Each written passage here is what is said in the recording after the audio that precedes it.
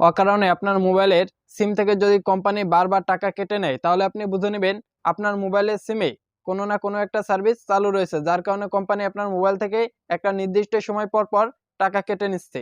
সুতরাং আজকের এই ভিডিওতে আপনি দেখতে পারবেন টাকা কেটে নেওয়া এই সার্ভিসগুলো কিভাবে বন্ধ করতে হয়।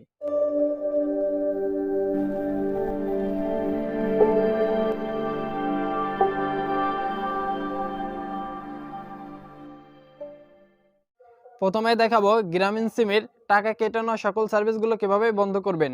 চলে যাবেন ফোনের ডায়াল প্যাডে গিয়ে উঠাবেন *121*6*1#। এরপর আপনারা আপনাদের গ্রামীণ সিম দিয়ে ডায়াল করবেন।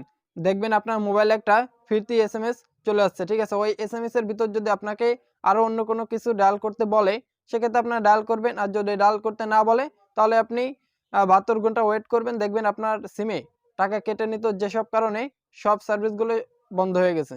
সো এবার যাদের বাংলা লিঙ্ক সিম, তারা কিভাবে টাকা কেটে নেওয়া সার্ভিসগুলো বন্ধ করবেন।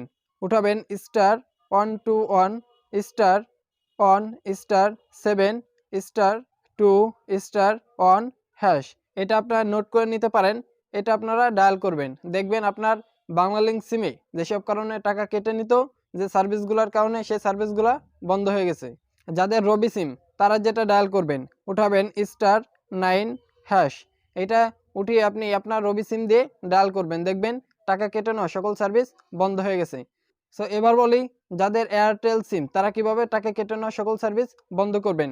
তারা উঠাবেন *9#। এটা দিয়ে আপনি আপনার এয়ারটেল সিম দিয়ে ডায়াল করবেন। দেখবেন আপনার এয়ারটেল সিম থেকে যেসব কারণে টাকা কেটে নিত, সেই সকল সার্ভিস কিন্তু বন্ধ হয়ে গেছে। রবি এবং এয়ারটেল দুইটারে কিন্তু ডায়াল কোড এক। সো এইসব কোডগুলো যদি আপনি ডায়াল করে দেখেন যে না, আমার সিম থেকে এখনও টাকা কেটে নেওয়া বন্ধ হয়নি, তাহলে আপনারা যে কাজটি করতে পারেন, আপনাদের সিম অনুযায়ী স্ব কাস্টমার কেয়ারে ফোন দিয়ে আপনাদের সমস্যার কথা বলবেন। দেখবেন তারা আপনাদের সমস্যার সমাধান করে দিছে।